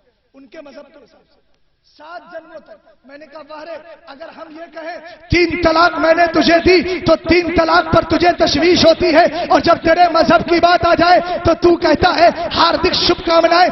ایک سینٹنس بولتا ہے، ایک جملہ بولتا ہے، ایک بات بولتا ہے، اور اس کے معنی میں ہزاروں مبارک بادیاں لے لیتا ہے اور بولتا ہے جھک جھک جیو، 7 جنموں کی دعائیں مانگ لیتا ہے. ارے میں نے کہا اگر ہم ایک سینٹنس بول رہے ہیں تو اس سے صرف 3 طلاقیں لے رہے ہیں، اور تم ایک جملہ بول کر ہزاروں مبارک بادیاں مراد لے رہے ہو. جب تمہارے یہاں اس جملے کو بول کر ہاردک شبھ کامنائیں بول کر ہزاروں معنی مراد لیے جا سکتے ہیں تو میں نے کہا ہمارے یہاں 3 طلاق بول کر 3 طلاقیں بھی مراد لی جا سکتی. میں نے کہا دوسری بات یہ بتائیے، بس آخری گفتگو کر رہا ہوں، اگر آپ کو تھوڑی سی تکلیف ہو رہی ہو تو بتا دیجیے. یہ بہت اہم بات بتا رہا ہوں میں. اس وقت یہ چل رہا ہے اور ابھی کچھ واٹس ایپ وغیرہ پر ایک میسج بہت زیادہ گھوم رہا ہے. لوگ یہ سمجھ رہے ہیں وہ غیر مسلموں کی طرف سے شائع کیا گیا ہے، بھیجا جا رہا ہے. اس میں کیا لکھا ہے؟ اب طلاق کا مسئلہ بھی اوندھے منہ گرا. تو ہمارا مسلمان بڑا خوش ہے. ارے چلو 3 طلاق پہ فیصلہ ہو گیا. فیصلہ ابھی 15-16 میں جو اعلان ہونے والا تھا فیصلہ نہیں ہوا ہے میرے بھائی. اپنے گھروں میں خاموش مت بیٹھو. یہ 1000 اور 500 کا نوٹ کہیں تمہیں تمہارے اسلام سے دور نہ کر دے. غفلت میں مت پڑنا. دولت تو بعد میں مل جائے گی مگر ایمان اسلام. ہمیں یار تم تو اس مصطفیٰ کے ماننے والے ہو جس کے بارے میں اعلیٰ حضرت نے کہا تجھ سے اور جنت سے کیا مطلب وہاں بھی دور ہو، ہم رسول اللہ کے جنت رسول اللہ. مال کو مت دیکھو، اسلام کو دیکھو. یہ سب حسین نے میدان کربلا میں یہی پیغام دیا تھا. مجھ سے کہنے لگا یکساں سول کوڈ کے بارے میں بھی پوچھا. تقریباً آدھا گھنٹے تک پریس کانفرنس ہوئی تھی. اس نے مجھ سے کہا اسلام میں برابری کا حق کیا دیا گیا, مردوں عورتوں کو کیا حق دیا گیا ہے. ایک بات میں بتا دوں, میں نے یہ بھی کہا تھا کہ سپریم کورٹ کے لوگوں کا میتھ بڑا کمزور ہے. کتنی جہالت کی بات ہے, توجہ کیجیے گا, کتنی جہالت کی بات ہے. ایک بات بتائیے, آپ کلیا پور سے وہاں پر مدرسے کے پاس تک جاتے ہیں, چوراہے تک جاتے ہیں, پتھرا پور چوراہے تک, تو کرایہ کتنا لگتا ہے؟ اچھا 5 روپے کرایہ لگتا ہے. اگر میں یہاں سے جاؤں اور میں آٹو والے سے پوچھوں اے بھیا ذرا یہ بتا کتنا کرایہ ہے, تو وہ کیا بولے گا؟ ارے بولو نا, کیا بولے گا؟ کتنی بار بولے گا؟ ایک بار بولے گا. کیوں؟ اس لیے کہ 5 ایک انک ہے, گنتی. 5 کیا ہے؟ جب 5 بولنا ہوتا ہے تو صرف ایک بار بولا جاتا ہے. 5 یہ نہیں کہتا ایک ایک ایک ایک ایک ایک 5 بار بولے, تب ایسے بولے گا. تو زمانے کیا کہے گا, یا تو رانچی لے جاؤ یا آگرہ لے جاؤ. اس کا مائنڈ کام نہیں کر رہا ہے کہ نہیں. بولا کیا جاتا ہے 5, چونکہ 1 سے لے کر آگے تک کی اربوں خربوں تک گنتیاں ہیں, اور گنتیاں بولی ایک بار جاتی ہے مگر معنی بہت مراد لیا گیا. آپ اگر 3 بولیں گے, بولو 3 گنتی ہے کہ نہیں. میں نے کہا سپریم کورٹ کے بنے ہوئے جج یہ PS چوہان جو سارے ججوں کا چیئرمین ہے, جو ہندوستان انڈین لا کمیشن کا چیئرمین ہے, میں نے کہا اتنا بھی نہیں جانتا کہ 3 ایک گنتی ہے, اور جب گنتی ایک بار بولی جاتی ہے مگر معنی میں بہت سی چیزیں مراد لی جاتی ہے. اس سے پتا چلا تمہارا حساب تو اتنا بھی نہیں کہ تمہیں 1 2 3 کی گنتیاں آتی ہے. لہذا میں حکومت ہند سے کہتا ہوں یا تو سپریم کورٹ کے ججوں کو میں تو دوبارہ پڑھوائے, ورنہ ان کو نکال کر باہر. کتنی کم عقلی بات. ایک بچہ سمجھتا ہے ہمارے یہاں کا 3 1 2 3 بولے گا. بچہ سمجھ رہا ہے 3 سے مراد یہ 3 انک ہو گئے. اور میں نے کہا سپریم کورٹ کا ودوان بدھیمان سمجھا جاتا ہے, مگر اس کا حال یہ ہے کہ وہ 3 طلاق بولا. کیا بولا؟ 3 طلاق پڑے گی کہ نہیں پڑے گی؟ پڑے گی کہ نہیں پڑے گی؟ بولیے. شریعت کا قانون ہے. دوسری بات وہ کہنے لگا کہ آپ کے یہاں برابری کا حق دیا گیا اسلام میں مرد و عورت کو. میں نے کہا بول برابری سے تیری کیا مراد ہے؟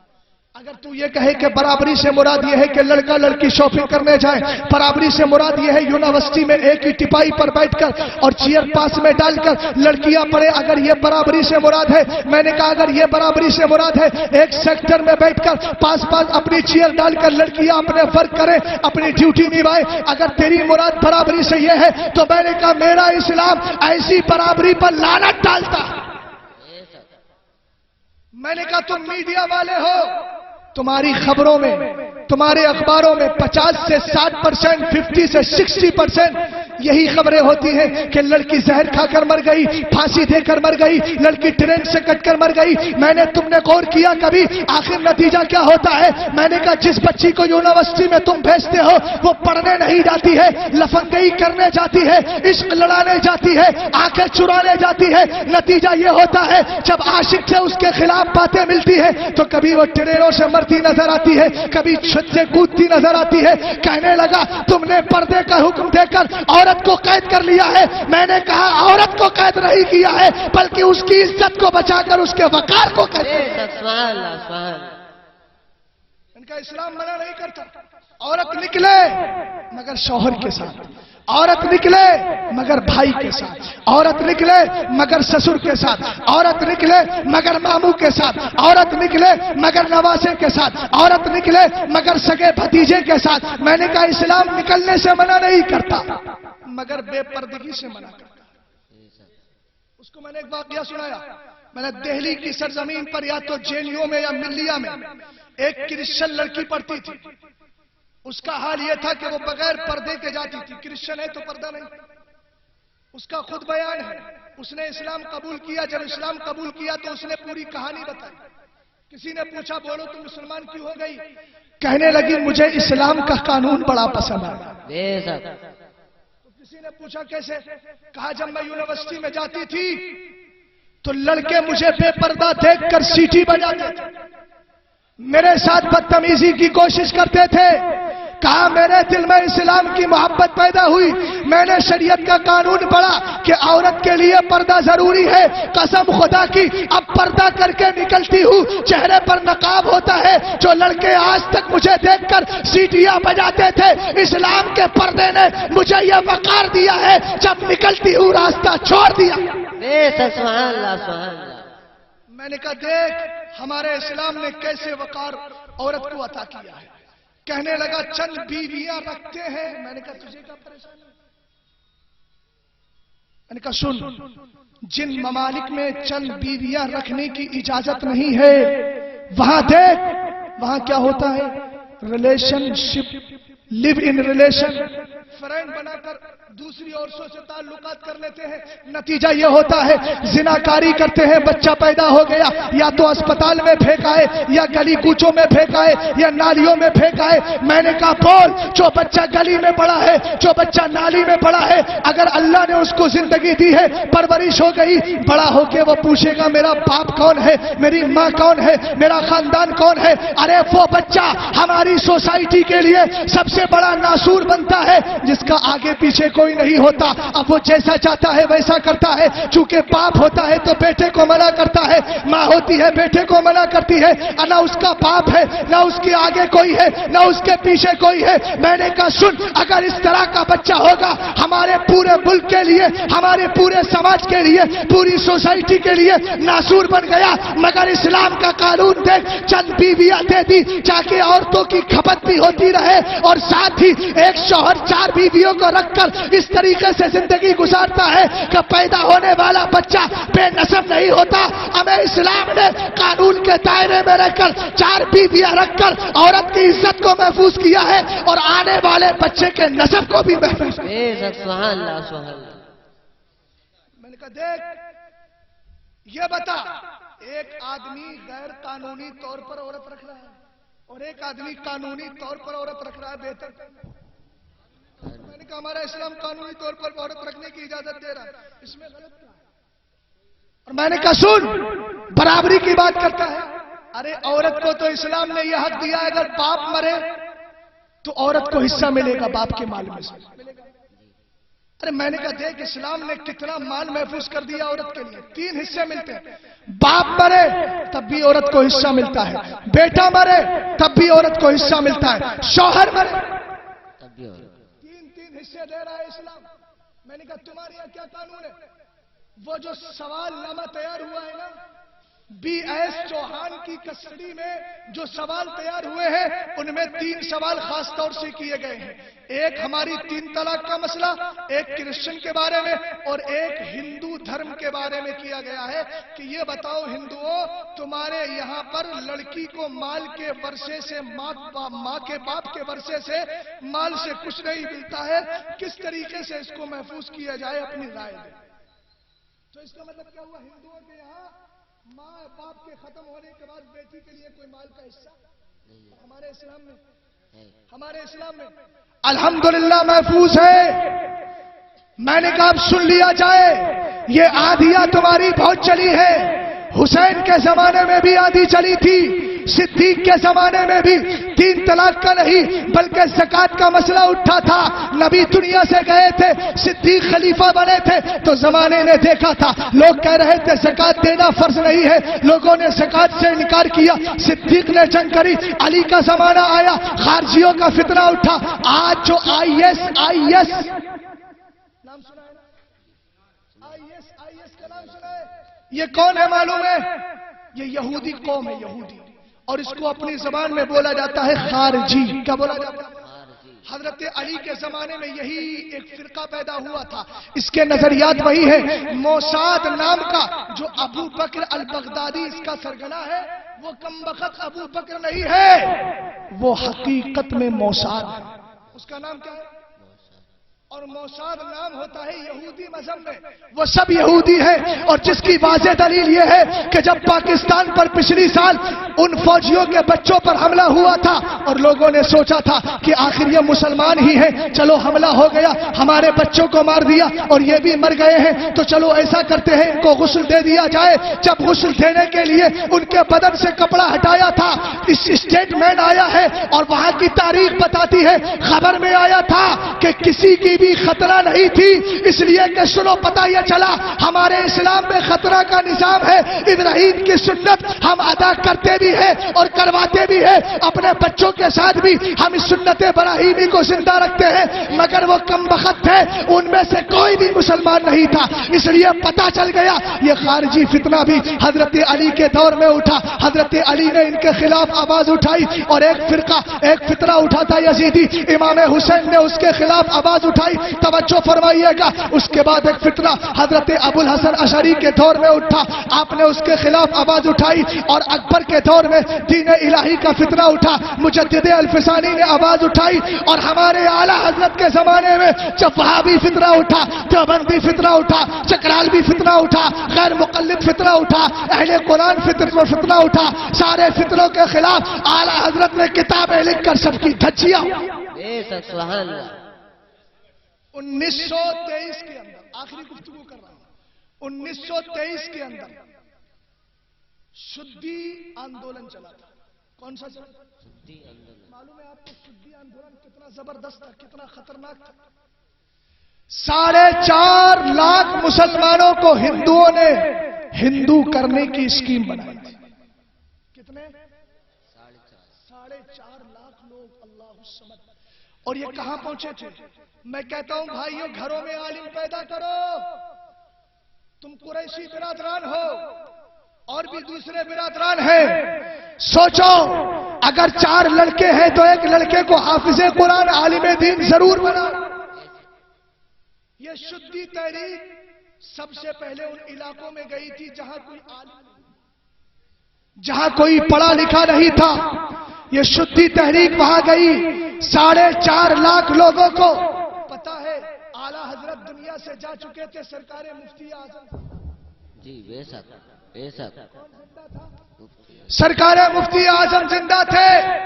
مفتی اعظم کہاں پہنچے؟ راجستھان میں سواری کا انتظام نہیں ہوا تو سرکار مفتی اعظم جنگل میں ریت میں پیدل چلے، بے شک سبحان اللہ، پیدل چلے۔ آپ نے صدر و فاضل کو لیا، علامہ حشمت رضا خان کو لیا، خود امجد علی علیہ رحمہ کو لیا، سرکار مفتی اعظم سفر کر رہے ہیں اسلام کو بچانے کے لیے۔ جہاں جہاں لوگوں نے اپنا دھرم بدل لیا تھا، پہلے مسلمان ہو گئے تھے پھر کافر بن گئے تھے، سرکار مفتی اعظم گئے اور جانے کے بعد وہاں سمجھایا، اگلا جملہ سماعت کرنا، انہوں نے 4.5 لاکھ لوگوں کو ہندو بنانے کی اسکیم بنائی تھی۔ سرکار مفتی اعظم اٹھے، ایک دیوانہ مصطفیٰ اٹھا تھا، مدینے کی طرف لو لگا کر اسلام کی خاطر اٹھا تھا، سرکار مفتی اعظم نے ان کے 4.5 لاکھ کے منصوبے کو ختم کر کے اپنے ہاتھ پر 5 لاکھ لوگوں کو مسلمان بنایا۔ بے شک سبحان اللہ سبحان اللہ۔ نسبندی کا جب فتویٰ اٹھا، سرکار مفتی اعظم کے پاس ایک دروغہ آیا، وہ دروغہ کی بیوی بڑی پریشان رہتی تھی، سرکار مفتی اعظم نے تعویذ دے دیا تو بڑا پیار کرنے لگا سرکار مفتی اعظم سے، وہی تعویذ ڈالنے کے لیے رات میں آنے والا تھا، ارسٹ کرنے کے لیے۔ اس نے پہلے آ کر کہا، حضور حضرت سے تو نہیں کہا، سرکار مفتی اعظم سے نہیں کہا بلکہ اوروں سے کہا کہ سرکار کو سمجھا دیجئے آج پولیس ارسٹ کر لے گی، گرفتار کر لے گی، حضرت سے کہنا آج گھر پر نہ سونا۔ یہ تو ہوتا، ہم بھی کہتے ہیں آج گھر پر مت سونا بھیا، دبش پڑے گی، دبش تو سمجھتے ہیں نا، دبش پڑے گی۔ سرکار مفتی اعظم نے جب اتنا سنا تو فرمایا اب تک گھر میں سوچتا تھا، ہم نے گلی میں سو۔ بے شک سبحان اللہ۔ آخری بات یہ سنا، کہا میں گھر میں نہیں سوؤں گا، گلی میں سوؤں گا۔ کہا باپ رے یہ تو الٹا ہو گیا، چونکہ سرکار مفتی اعظم ولی تھے اور ولی جو ہوتا ہے وہ کبھی کسی سے ڈرتا نہیں۔ بے شک ہمیں سرکار مفتی اعظم تو وہ ہے جنہوں نے سرکار تاج الشریعہ پر نظر ڈال کر ان کو بھی قابل بنا. بے شک سبحان اللہ. سرکار مفتی اعظم کے اس مسئلے کو یہی چھوڑتا ہوں. سامعین حضرات، یہ پروگرام آپ عاقب سائبر ورلڈ کی جانب سے سماعت کر رہے ہیں. مرید ہوتے ہیں تو کیا بولا جاتا ہے؟ بولو میں جھوٹ نہیں بولوں گا. سرکار مفتی اعظم سے وعدہ کیا جھوٹ نہیں بولوں گا. پھر آخر میں کہتا ہے مرشد کہو میں نے اپنا ہاتھ غوث پاک کے دستے پاک میں دیا. اس سے کہا تو مرید خاموش. بولو کہ حضور ابھی آپ نے کہا تھا جھوٹ مت بولنا. جھوٹ نہیں بولو. جھوٹ کیا ہے؟ کہا ہاتھ میں نے آپ کے ہاتھ میں دیا ہے. آپ کہہ رہے ہیں کہو میں نے اپنا ہاتھ غوث اعظم کے ہاتھ. آپ کہہ رہے ہیں کہ میں نے اپنا ہاتھ کہو غوث اعظم کے ہاتھ میں دیا. ارے آپ کے ہاتھ میں دیا ہے، غوث اعظم کے ہاتھ میں نہیں دیا. سرکار مفتی اعظم نے کہا بول. بولا نہیں بولوں گا سرکار. مسئلہ سمجھ میں نہیں آ رہا ہے. جھوٹ نہیں بولوں گا جھوٹ ہو جائے گا. ایک بار بولا، دو بار بولا، تیسری بار میں سرکار مفتی اعظم نے کہا آنکھیں بند کر. جب آنکھیں بند کری فرمایا بول. اب آنکھیں کھول. جب آنکھیں کھولی فرمایا بول. کیا دیکھتا ہے؟ کہنے لگا سرکار مفتی اعظم اب میں مصطفیٰ رضا کا چہرہ نہیں دیکھ رہا ہوں اور میں بریلی میں نہیں ہوں، بغداد میں بیٹھ کر غوث اعظم کا چہرہ. بے شک سبحان. نعرہ تکبیر، نعرہ رسالت، مسلک اعلی حضرت حضور مفتی اعظم ہے. نعرہ تکبیر. یہ سرکار مفتی اعظم ہے. کہا میں گلی میں سو. اب رات کو دبش پڑی، پولیس والوں کی قطار آئی. جیسے اعلی حضرت کی گلی میں گھسے تو دبش کرنے کے بجائے الٹی دبش. کیا دیکھتے ہیں؟ گھوڑے ہیں بڑے بڑے. ان گھوڑوں پر بیٹھے ہیں کوئی کالا لباس پہن کر، ہاتھوں میں تلوار. ہاتھوں میں تلوار ہے. ابھی گھسے نہیں تھے. تلواریں لے کر ان پولیس والوں کی طرف یہ گھوڑے والے دوڑے. وہ فوراً بھاگ کر نکل گئے. صبح کو لوگوں نے پوچھا اسی داروغہ سے بھیا تو کہہ رہا تھا دبش پڑے گی. کہا مولانا دبش کی بات کرتے ہو، رات جان بچانا مشکل پڑ گئی. کہا کیا ہوا؟ کہا ہوتا کیا، ہم نے دیکھا بڑا قافلہ تھا، تلواریں ہاتھ میں تھی، ہم پر حملہ کرنے والے تھے. سرکار مفتی اعظم کے اس واقعے کو دیکھ کر مجھے بدر کی جنگ بدر کی یاد آ گئی. ارے مصطفیٰ جان رحمت جنگ بدر میں 313 ہے. 313 کے تھوڑے سے معمولی لوگوں کو لے کر پہنچے ہیں اور دعا کر رہے ہیں مولا یہ میری زندگی بھر کی کمائی ہے. 313 لوگوں کو مسلمان بنایا ہے. اگر یہ ختم ہو گئے تو تیرا قیامت تک نام لینے والا زمین پر کوئی نہ آئے گا. مصطفیٰ کی نکلے ہوئے جملے رب نے قبول کر لیے. 3000 فرشتوں کو بھیج دیا. 3000 فرشتے آئے. مصطفیٰ جنگ جیت گئے. جب جنگ جیتے تو آقا علیہ السلام نماز پڑھ رہے تھے. اللہ نے پھر جبریل کو 5000 فرشتوں کو لے کر بھیجا. جبریل آئے اور آنے کے بعد دیکھا مصطفیٰ نماز پڑھ رہے ہیں. پھر واپس ہو گئے اور رسول پاک سے اجازت نہیں لی. رسول پاک نماز میں مسکرانے لگے. صحابہ نماز سے فارغ ہوئے. کہا آقا ہم نے نماز میں آپ کو مسکراتے ہوئے دیکھا ہے. آقا کیا معاملہ ہے؟ پیارے آقا نے فرمایا مسکرایا اس لیے تھا کہ جبریل 5000 فرشتوں کو لے کر آئے تھے میری مدد کے لیے، لیکن جب انہوں نے دیکھا میں نماز پڑھ رہا ہوں، جنگ بدر جیت لی ہے، اس لیے وہ واپس ہو گئے. اور جب آسمانوں میں پہنچے تو آسمان کا دروازہ بند. رب نے فرمایا جبریل بول میرے محمد سے اجازت لے کر آیا. کیا کہا؟ میرے محمد سے اجازت لے کر آیا ہے. کہا مولا میں نے دیکھا اور جانا کہ مصطفیٰ جنگ جیت چکے ہیں، نماز پڑھ رہے ہیں، اس لیے واپس چلا آیا. کہ نہیں تیرے لیے چند آسمان کا دروازہ نہیں کھلے گا. پھر زمین پر جا اور جا کر میرے نبی سے اجازت لے کر کے آ. پھر جبریل آئے، نبی سے اجازت لی، تب اندر انٹری ہوئی. میں کہنا یہ چاہتا ہوں مصطفیٰ جان رحمت صلی اللہ علیہ وسلم کی جنگ بدر مجھے یاد آ گئی اور میں نے سوچا اور میں یہ کہنا چاہتا ہوں جب مدینے میں آقا کو ضرورت پڑتی ہے اللہ 3000 فرشتوں کو بھیج کر مدینے والے کی حفاظت کرتا ہے. اور جب مدینے والے کے غلام مصطفیٰ رضا خان کو بریلی میں ضرورت پڑتی ہے سرکار مفتی اعظم کے لیے اللہ رب العزت رجال الغیب کو بھیجنے کے بعد سرکار مفتی اعظم کی حفاظت کر لیا. بے شک سبحان اللہ سبحان اللہ. بے شک. اس لیے میرے بھائیوں ابھی یہ مہم چل رہی ہے ہستاکشر والی. بس یہی پیغام دوں گا جہاں بھی فارم بھرے جا رہے ہوں آپ کو جیسے ہی ڈیٹیل ملے وہ فارم بھریے، اپنی رائے دیجئے۔ ابھی نئی ایک خبر آئی ہے کہ 50,000 یعنی بی ایس چوہان کی میں نے خود خبر پڑھی، رپورٹ پڑھی، وہ کہتا ہے کہ ہمارے ساتھ 50,000 لوگ ہیں جو یہ کہہ رہے ہیں کہ 3 طلاق کے مسئلے کو بدل دیا۔ 50,000 لوگ، یہ کون ہے؟ ہندوؤں سے نہیں مانگا گیا، کس سے مانگا گیا؟ مسلمانوں سے۔ یہ نام نہاد مسلمان ہیں۔ امیر رات کو جب آتے ہو اپنا کاروبار کا حساب لگاتے ہو، کبھی بچوں کو بیٹھ کر اسلام کے قانون بتاتے ہو؟ یہ کون ہے آخر؟ گھر میں پیدا ہوئی اسرا نعمانی، نام کیا ہے اسرا نعمانی؟ نام کیا ہے سارا بانو؟ نام کیا ہے تسلیمہ نسرین؟ پیدا ہو رہی ہے مسلم گھر میں اور مخالفت کر رہی ہے قانون۔ وجہ کیا ہے؟ وجہ یہ ہے کہ آج ہمارے گھروں میں اسلامی ماحول نہیں ہے۔ ہم نے دنیا کے کلچر کو لیا ہے، اسلام کے قانون کو چھوڑ دیا ہے۔ ابے بابا فرید الدین گنج شکر 5 سال یا 6 سال کے تھے، دن بھر درود پڑھتے تھے، رات کو مصلی بچھا کر 5-6 سال کی عمر میں روتے تھے۔ عورتیں حضرت بابا فرید الدین گنج شکر کی والدہ کے پاس آئی اور کہا، اے بابا فرید کی ماں، ذرا یہ تو بتا تیرا بچہ ہمارے بچوں سے الگ کیوں ہے؟ ہمارے بچے رات دن بھر کھیلتے ہیں، رات کو جلدی سو جاتے ہیں، تیرا بچہ دن بھر درود پڑھتا ہے، رات کو مصلی بچھا کر روتا ہے، آخر یہ ڈیفرنس کیا ہے؟ سنو، اگر میری ماں بہنیں سن رہی ہے تو توجہ دے اور آپ بھی توجہ دیجئے۔ بابا فرید الدین گنج شکر کی ماں نے جواب دیا تھا، اے عورتوں، اس میں خالی فرید کا کمال نہیں ہے، اس کی ماں کا بھی کمال۔ کہا کیا کمال ہے؟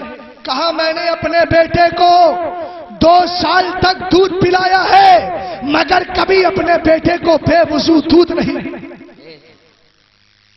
بولو، جو ماں بسم اللہ کر کے وضو کرنے کے بعد اپنے بیٹے کو دودھ پلائے گی، قسم خدا کی ایسے ماؤں کی گود میں پیدا ہونے والا بچہ کوئی اسلام کا مخالف نہیں ہوگا، کوئی اپنے زمانے کا غوث اعظم بنے گا، کوئی اپنے زمانے کا صابر پاک بنے گا، کوئی اپنے زمانے کا وارث پاک بنے گا، کوئی اپنے زمانے کا اعلیٰ حضرت بنے گا۔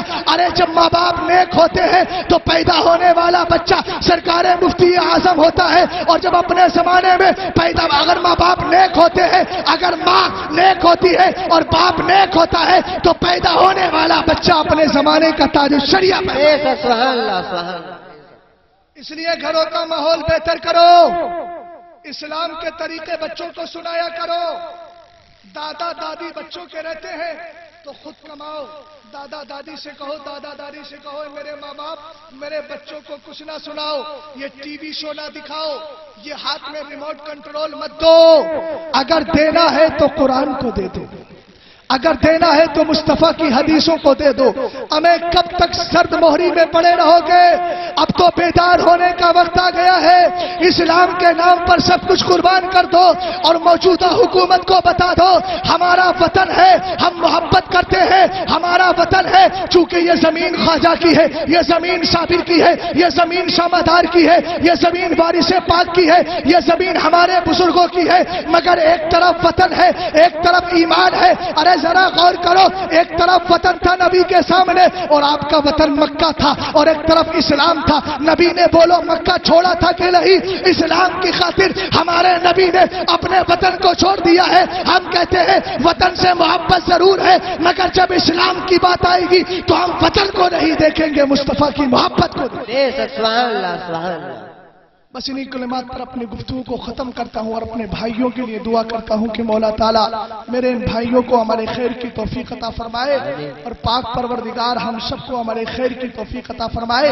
آج کے دور میں تاج الشریعہ کی ساتھ وہ ساتھ ہے کہ اگر اپنی بات پر اڑ جائیں تو قسم خدا کی رب ان کی بات کو رد نہیں کرے گا۔ اس لیے ایسے بزرگوں سے جڑے رہے اور دین کی خدمت کرتے رہے، اس لیے کہ کہیں ایسا نہ ہو کل رب تم سے سوال کرے، ارے جب ہستاکچر مہم چل رہی تھی تو کم سے کم میرے اسلام کے نام پر اتنی تو قربانی دے ہی دیتا، اتنی تو بات معلوم کر ہی لیتا۔ تو اپنے کاروبار میں لگا رہا، تو نے اسلام کے بارے میں اتنا بھی معلوم نہیں کیا۔ نعرے بہت لگائے مسلمان ہوں، اس لیے میرے بھائیوں ان ساری چیزوں پر توجہ دو اور سب کچھ چھوڑ کر اسلام کی طرف مڑ جاؤ۔ انشاءاللہ الرحمن اگر اس طریقے سے آپ رہو گے تو حسینیت کا بھی حق ادا ہو جائے گا، بزرگوں کی محبت کا حق ادا ہو جائے گا۔